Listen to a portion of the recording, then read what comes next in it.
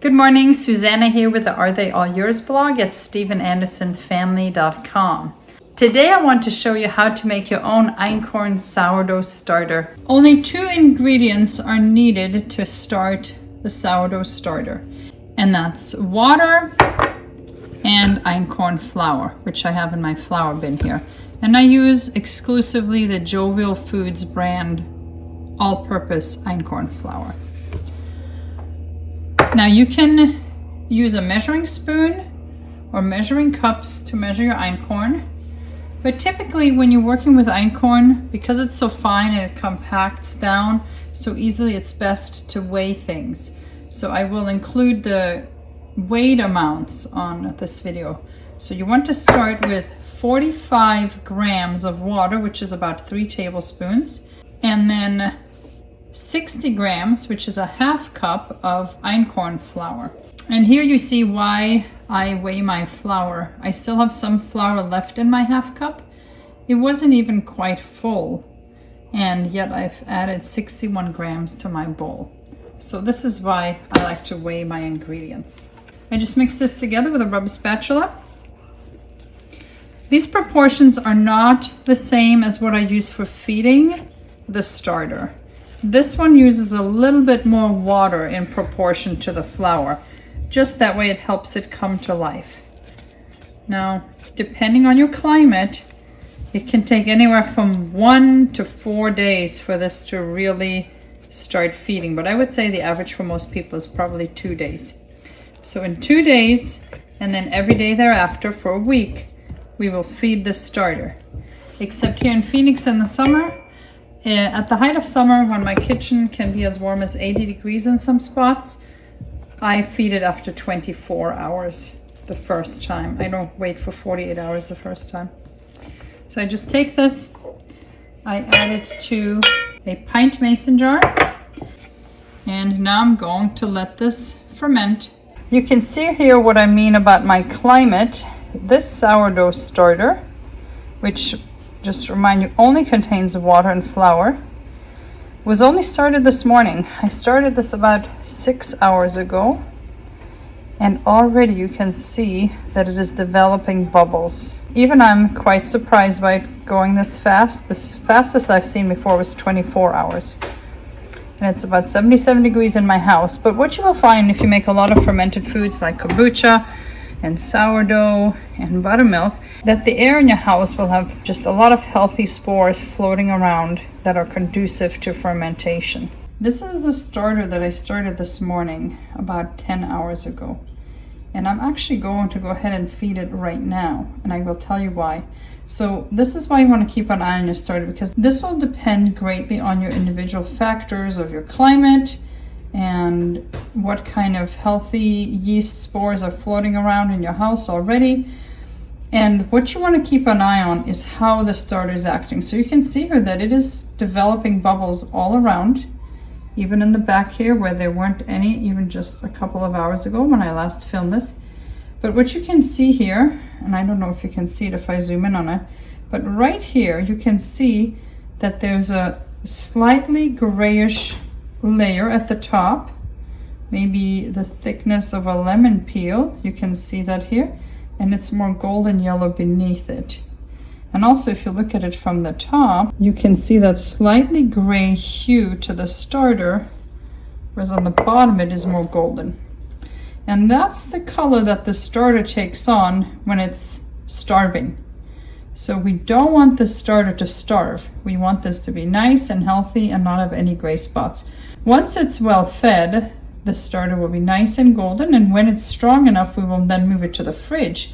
And in the fridge, even when it's not fed, it will live without turning gray. But this starter is hungry, so I'm going to feed it right now. So let's feed the starter. Now, just as a reminder, when we started the starter, like from scratch with just flour and water, by weight, not by volume, but by weight, that's a ratio of 3 parts water to 4 parts flour. Now, anytime we feed the starter thereafter, we're actually going to use a ratio of 2 parts water to 4 parts flour. So a little bit less water for the same amount of flour. To do that, I take my starter, and you can kind of see in here what I mean about this is the more golden part, and this is the one that's turning slightly grayish. And I will now add 30 grams of lukewarm or room temperature water and 60 grams or a half cup of flour. I will now stir this together. You will notice when you feed the sourdough starter that it will look a little dry and crumbly. When we started it, it was the perfect consistency, kind of wet and gooey. Whereas when you feed it, because we're using less water in relation to the flour, it comes out more like this. But you will notice that once we put it back in the jar and it has a chance to ferment, this will once again take on a more uniform liquid consistency. The fact that it's dry actually helps get it back into the jar quite easily. I just put this back here in the same jar. You can see how the air pockets here are not from fermentation. This is simply from how the dough is settling into the jar. But once this has a chance to sour on the counter, it will fill the lower half of the jar completely, and you will start to see bubbles develop from fermentation, and they look quite different. So I'm putting my lid back on. If you live in a climate that's really cold, or you don't think you have a lot of healthy beneficial bacteria and spores and wild yeast in the air, you can, instead of putting on a solid lid, you could put on a paper towel or a cheesecloth and fasten that with a jar band, and that way it allows more good spores to go in here to start your wild sourdough.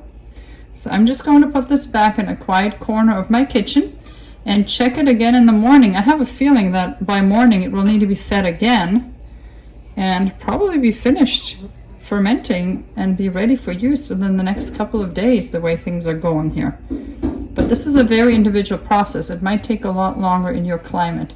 It has been about 36 hours since I started this Einkorn sourdough starter. I fed it yesterday once after about 8 hours, and it's been about 24 hours since I fed it. You can see that the starter has continued to develop. You can see the air bubbles that are developing from the wild yeast that's causing fermentation and making this a sourdough now, a leavened starter. And you can also see on the top here, and the camera's actually making this a bit more dramatic than it really looks, is the gray parts where the starter is hungry, and you can see it here too. So when the starter looks like that, it really is high time to feed it. Now if I were baking right now and the starter were fully active, which it's not quite there yet, I could use this starter in bread or waffles or whatever I want to leaven. It's not bad or moldy or anything. However, because I am making the starter fresh right now and I want it to be really strong and active, I'm going to take a spoon and just take off the very top layer of the starter where it is turning gray like that and discard that. And I'm now going to take this remaining starter to feed and keep growing. The procedure is basically the same. I take it out of the jar, I feed it with just flour and water in a proportion of 2 parts flour for 1 part water. So I'm going to do 60 grams of flour, which is about a half cup, and 30 grams of water, which is about 2 tablespoons. I'm going to stir this together and put it back into a clean jar to ferment. The lid goes back on, and it goes back on the kitchen counter in a warm, undisturbed spot. This is the starter that I have been feeding and caring for a couple of weeks now. It is fully developed and active, so this is a good, healthy starter. I just fed it because I need a lot of starter tonight. I want to set tomorrow's bread as well as waffles for breakfast, and I will show you what it looks like when it has doubled in about 8 to 10 hours. All right, here is that starter. It has not even been but maybe 2 hours since I mixed this up, so this is super active. It is getting pretty warm here in Arizona. It's about 78 degrees in the house right now.